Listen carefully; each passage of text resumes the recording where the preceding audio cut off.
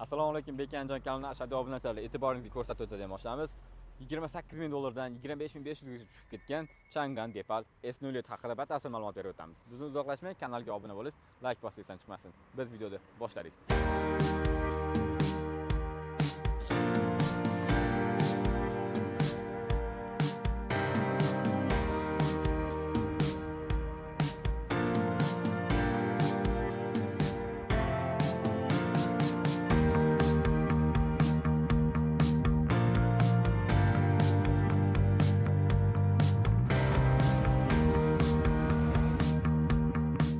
Depal S07 avtomobilimiz 215 maxi to'xta 215 km masofani bosib o'tadi.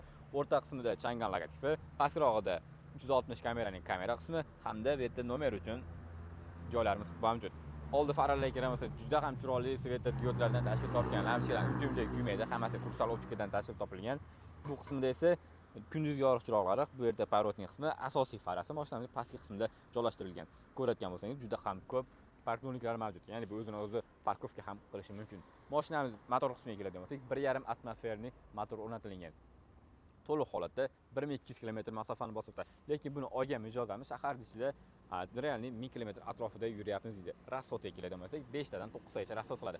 Xo'p, 5 ta qaysi holatda rasxot qiladi desak, mashinamiz 5 tani shahar ichida rasxot qiladi. O'zini rekuperasiya rejimi va boshqa funksiyalar hisobga olgan holatda mashinamiz 5 litr. Agar uzoq masofaga yuradigan bo'lsangiz esa 9 gacha tashkil qilish mumkin. Chunki bu pasletvительный gibrid, faqat elektromobil hisobida mashina harakatga keladi.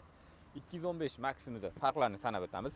Juda ham chiroyli, oldingilari kalpakli diska bo'lgan, hozirgi kunda esa juda ham chiroyli charxlangan 20 diskalar o'rnatilgan. Hamda bu mashinamizda juda ham ko'p funksiyalar mavjud. NFC, beskluchoy dostуп afsuski mavjud emas. Ruchkalar tashqariga bo'rtib chiqadi, lekin ancha-munchaga muzlab qolmaydi, chunki qishda sovuqlarda ham bu mashina ko'rdi. Hamda Rossiyada blogerlar ham xuddi shu narsani aytib o'tdi. S7 da ko'rayotgan bo'lsangiz, bu qismlari barchasi qora bo'ladi. S07 esa, ya'ni kuzov rangi bilan bir xil qilingan. Mashinamiz bu qismiga keladigan bo'lsak, benzin baki albatta tablo orqali ochishimiz kerak bo'ladi. Lekin elektr motorini esa elektr quvvatlovchini esa qo'lda ochsak ham bo'ladi. Orqa tomonimizga keladigan bo'lsa, juda ham chiroyli agressiv ko'rinishga ega bo'lgan bu yerda spoilerlari hamda orqa dvorniklari, 360 kamerasi va barcha funksiyalar ushbu joyda. Bagajimizni ochish uchun birgina knopka kifoya. Bu yerda esa S07 yozuvi. Bagaj qismini ko'ramiz. Bagaj qismi ham elektr paket tarzida ochilib yopiladi, hamda buni glasoy orqali ham ishlasak albatta bo'ladi. Bagaj qismi juda ham keng. Bu tomonda subwoofer, bu tomonda esa qo'shimcha jihozlar o'rnatish uchun joylar mavjud. Komplektatsiyasiga keladigan bo'lsak, zaryadnik, polik, nasos, yelim va barcha xizmatlari albatta komplektatsiyasida qo'shib beriladi.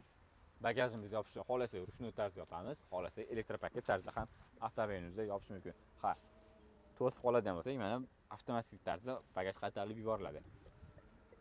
Ya'ni ikkinchisini ochiladi va uchinchi marta harakat qilganimizda bagaj yopiladi. Bu yerda hamda DC hamda CD quvvatlash tizimiga ega bo'lgan portimiz mavjud. Bu portimiz ham uncha kuyib qolmaydi. Ko'p mashinalarda kuyib qolyapti. Bu mashina sinovdan o'tgan, rossiyaliklar ko'p maqtashyapti. Agar ruscha obzorni ko'rsangiz ham bo'laveradi. Batareykalari ham железо fosfatli batareyka, muammo qilmasanglar bo'ladi. Ha, aytib o'tganim, mashinamiz faqat задний выдвижчий bo'ladi. Oldi motor faqat tok ishlab chiqarib berish uchun, orqa motor, orqa balon esa mashina harakatga keltirish uchun bo'ladi. Bakovoy qismida 360 kamera, slipoy zona hamda bakovoyda qizdiruvchi funksiyalar ham albatta mavjud. Endi bizga eng kerakli bo'layotgan narsasi mashinamiz ichki funksiyasiga tashrif buyuramiz.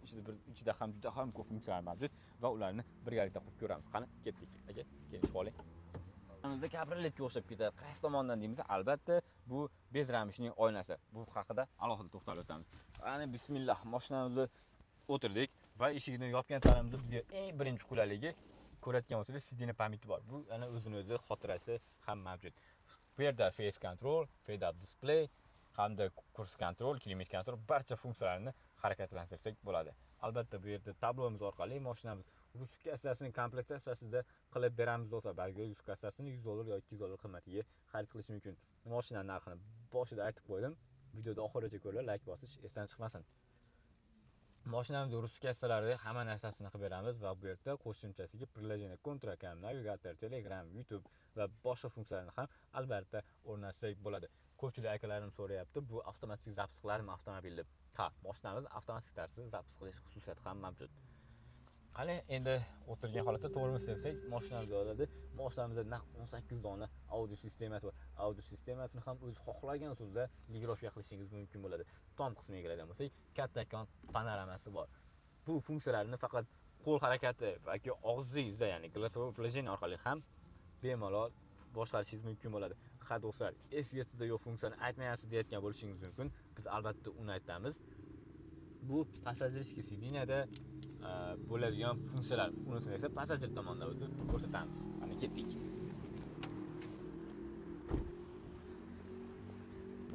Xo'p, mashinamizni passajir sidiniyasiga keldik. Bu mashinamizni bu yon qismiga ota-onamizni o'tirgizib bemalol harakatlansak bo'ladi.